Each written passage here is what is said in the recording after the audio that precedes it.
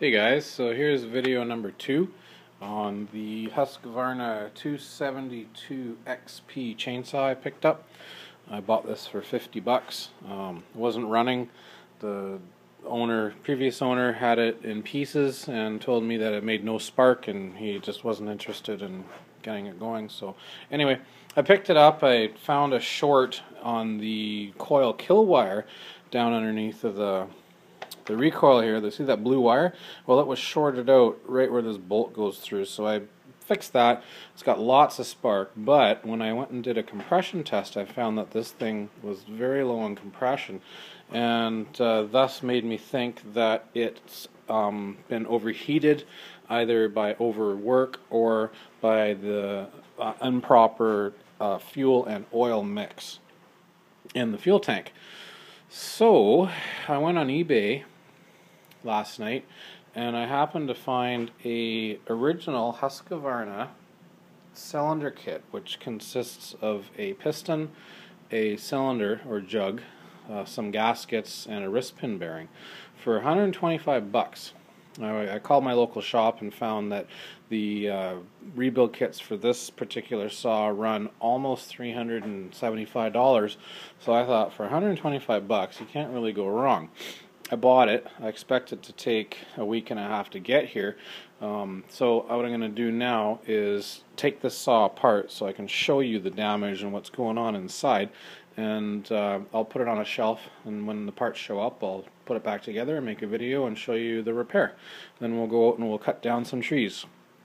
So what I'm going to do is put the phone that I'm recording with in this little holder I put together right about there.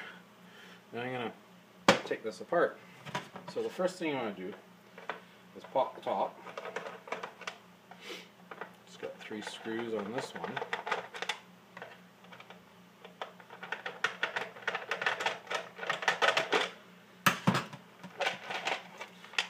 Use this to capture all your nuts and bolts, whatever you take off the saw, so you don't lose them.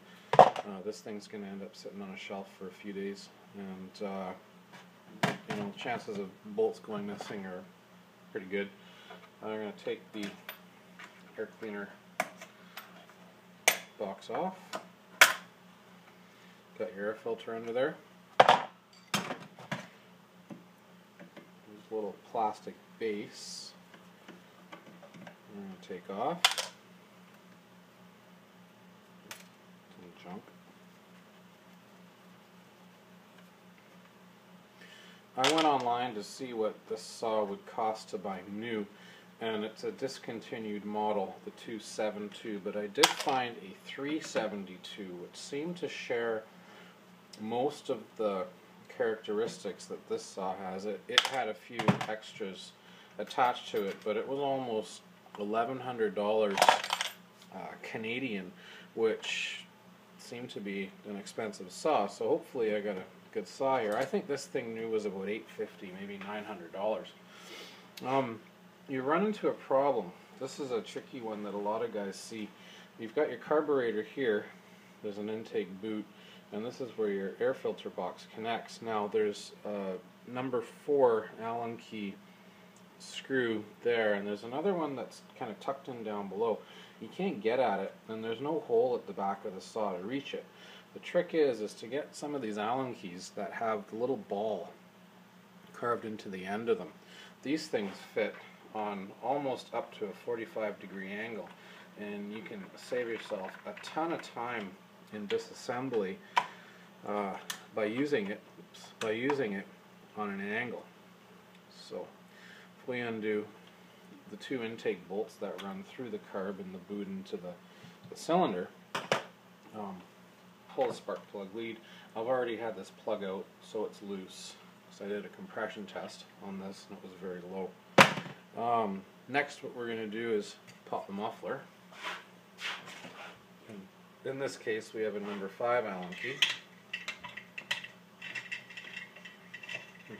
You probably noticed that it's already loose. Well, I undid it a little while ago, making another video, but there was an interruption, so I had to stop and start again. Figured I'd leave it loose to make this time pass a little faster.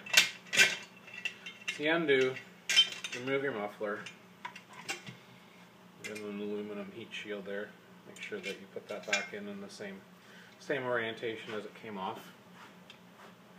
I'm going to show you a really quick little trick that you should use if you're ever going to buy a chainsaw, a used chainsaw. A good check is to take the muffler off the saw, grab a flashlight, shine the light down inside, down in there. Let's hit focus. Focus. Shine the light down inside and have a look and see. Sorry guys. There you go. Have a look and see if it's scored. Now you see those shiny and black up and down lines on the piston. That tells you that this saw is busted. It's either been overheated due to running a dull chain and being worked and worked and worked and worked, or I think in this case the saw has been run with the inappropriate fuel oil mix. So if you see that down inside, do not buy the saw unless you're prepared to do what I'm doing in this video. So anyway, I'm going to put this back up here. Hit the focus. There you go.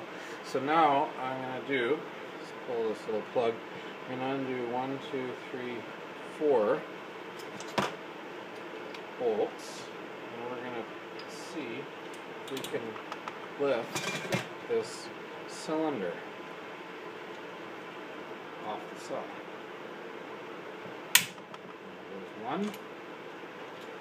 Your best to do this in a crisscross pattern to avoid stressing the bottom end out too much.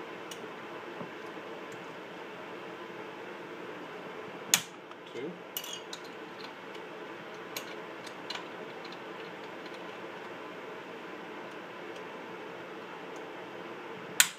Three.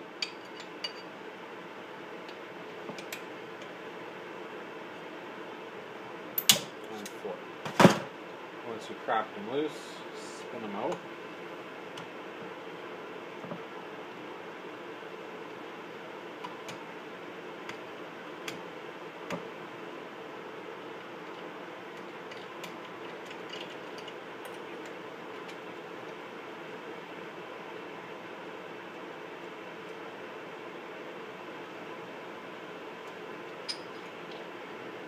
That one came with it.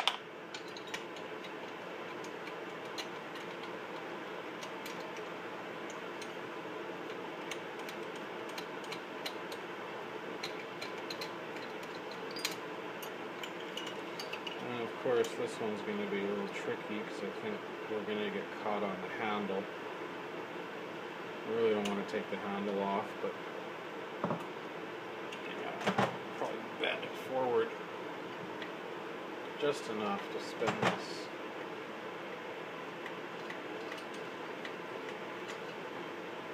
Alright. So now what we're going to do is carefully grab onto this cylinder.